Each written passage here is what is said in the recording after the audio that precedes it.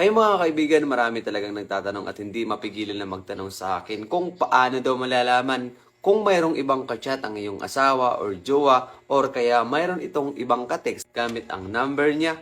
So kung gusto mong malaman, is-click mo muna yung follow button sa tabi ng pangalan ko para lagi kang updated sa mga susunod kong video. Una, isahawakan mo yung cellphone ng partner mo. Tapos, ang sit-up na to ay gagawin mo doon sa cellphone ng partner mo o jowa mo. Tapos kapag hawak mo na ang cellphone ng partner mo, ay pumunta ka lang po sa Play Store ng cellphone niya. Tapos dito po sa Play Store, i-search mo lang po yung share notification, yung ganito pong application. Ito po siya. Kapag na-install mo na, i-click mo lang po yung open. Dito naman po, hahanapin mo lang po dito yung application na share notification, yung in-install mo po, ito po siya. Click mo lang po, ito po siya. I-on mo lang po itong icon, yung allow notification access. Click mo lang po siya. Tapos, click mo lang po itong allow. Then, pagtapos na po yan, back mo lang. Tapos, back mo lang ulit. Then, dito po, mayroon pong lalabas sa ilalim na next. Ini-next mo lang po siya. I-next mo lang po ulit.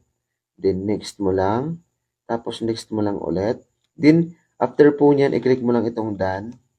So, dito po meron pong lalabas na email and password. Ang ilalagay mo po dito na email, yung email na naka-updated doon sa cellphone mo, yung nakalagin sa cellphone mo, para mo nga mamonitor mo na kung sino-sino yung kachat niya or sino yung tumatawag sa kanya na hindi mo alam. Pero malalaman mo ito gamit lamang ang cellphone mo. Kasi yung email mo doon sa cellphone mo ay i-connect natin dito sa cellphone ng jowa mo or partner mo. So, dito po yung email, yung ilalagay mo lang po yung email lang na nakalagin dun sa cellphone mo. Tapos, kapag nalagay mo na yan, ilalagay mo lang din yung passwords ng email mo. At kapag nalagay mo na yung password, i-click mo lang po itong sign up. Huwag po itong login ha, huwag yung login. Click mo lang itong sign up nasa baba. Tapos meron pong lalabas dito na confirm password. Ilalagay mo lang ulit yung password na nalagay mo dito, yung kaparehas po. Tapos ngayon, kapag nalagay mo na siya, i-click mo lang po itong sign up at aantayin mo lang po siya. Ito po yung lalabas dito. Ngayon, hahanapin mo naman yung posible nilang pag-uusapan. Halimbawa, Viber, WhatsApp, halimbawa itong WhatsApp, i-on mo lang po itong icon. Hanapin mo pa dito yung messages, yung text message, ito po siya yung messages. I-on mo lang din po yan. Tapos yung Instagram, ito po. Yung mga application na pwede nilang pag-usapan na naka-install dito sa cellphone ng partner mo. Tapos pwede rin po sa TikTok dahil meron pong messages niya sa TikTok. Tapos hanapin mo lang po yung Messenger. Kasi yun po yung pinaka-importante, yung Messenger po. So ayan, kung meron man silang Viber, pwede po yun. Tapos ngayon, kapag okay na po yan, mga kaibigan, yung gagawin mo po dito is kiklik mo lang po itong check sa taas. Ito po. After po niyan ay okay na po yun. Tapos ngayon, ang gagawin natin, pupunta naman tayo doon sa cellphone natin mismo. So ngayon, punta tayo sa cellphone natin. At ngayon, nandito na tayo sa cellphone natin. Ang gagawin mo lang po dito sa cellphone mo, i-click mo lang ulit yung Play Store. Ida-download mo lang ulit yung share notification, yung ganito pong application. So install mo lang po tapos click mo lang po yung open. Dito po, hanapin mo lang po dito yung share notification. Ito po siya. I-click mo lang po itong icon. Tapos click mo lang po itong allow. Tapos dito po back mo lang at i-back mo lang. Tapos next mo lang po sa ilalim. Puro po yan next, next, next. Tapos click mo lang yung done. Din dito po, ilalagay mo lang po yung email mo lang din. Yung email na nilagay mo dun sa cellphone niya.